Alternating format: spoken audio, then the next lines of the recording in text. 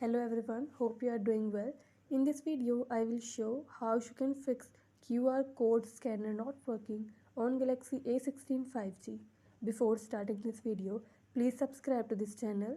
Let's start our video without wasting any time.